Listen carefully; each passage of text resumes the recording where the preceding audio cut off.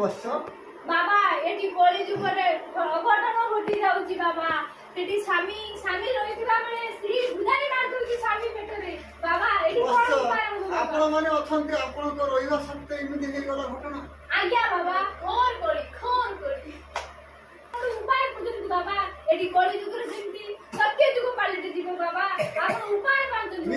ନିଶ୍ଚିତ ପାଲ୍ଟିବ ବତ୍ସ। ଆପଣ ମାନେ ସବୁ ପଳାନ୍ତୁ ପୃଥିବୀରୁ ସ୍ୱର୍ଗରୁ ନର୍କକୁ ଆସି ସମସ୍ତଙ୍କୁ ତାଙ୍କୁ ଯୋଉମାନେ ଭୁଜାଲେ ମାରିଛନ୍ତି ତାଙ୍କୁ ବନ୍ଧୁକ ଦିଅ। ସଙ୍ଗେ ସଙ୍ଗେ ଗୁଳିରେ ମୃତ୍ୟୁବରଣ କରିବେ।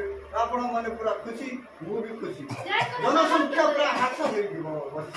ବାବା ଆପଣ ଯାହା କହିବେ ବାବା। ଆପଣ ତିନି ନେତ୍ର ଖୋଲି ଦିଅନ୍ତୁ ବାବା, ଝରାଇ ଦିଅନ୍ତୁ ଝରା।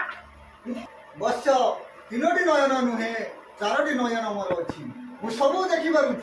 ଅଜାରିଆ ବାବା କି ଜୟ କରନ୍ତୁ ବାବା। ସୁନ୍ଦର କରନ୍ତୁ ବାବା।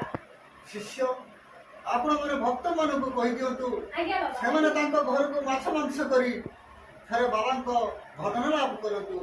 ବାବା ଭଜନ କଲେ ଆଜ୍ଞା। ପୁରା ଇଏ କଳି ଯୁଗରେ ପୃଥିବୀରେ କିଛି ଆଉ ଅଘଟଣ ଘଟିବ ନାହିଁ। ଆପଣ ମାନେ ମଧ୍ୟ ସମସ୍ତଙ୍କ ଭକ୍ତ ମାନଙ୍କୁ କହିଦିଅନ୍ତୁ ଯାଇକି ଭଜନ କରନ୍ତୁ ଆନନ୍ଦରେ। ଆନନ୍ଦ একবার ହରିବୋଲ କି।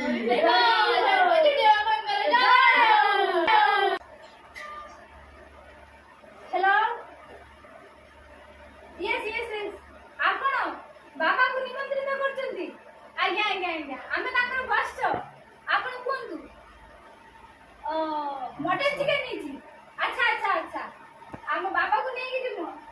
ହଉ ବାବା। ଆଜ୍ଞା ବତ୍ସ, କୁହନ୍ତୁ। ବାବା ଆପଣଙ୍କୁ ନିମନ୍ତ୍ରିତ ହେଲା ବାବା। ଆପଣ ପାଇଁ ମଟନ ଚିକେନ ଭୋଜନ କରିବାକୁ ଯିବି ବାବା। ଆପଣ ମାନେ ବି ନିମନ୍ତ୍ରିତ ଅଛନ୍ତି? ଆଜ୍ଞା ବାବା ସମସ୍ତେ ଯିବେ ଭୋଜନ କରିକି ଆସିବେ। ଚିକେନ ମଟନ ହେଇଯାଉ ବାବା। ବାବା ହେଇଯାଉ ବାବା। ବାବା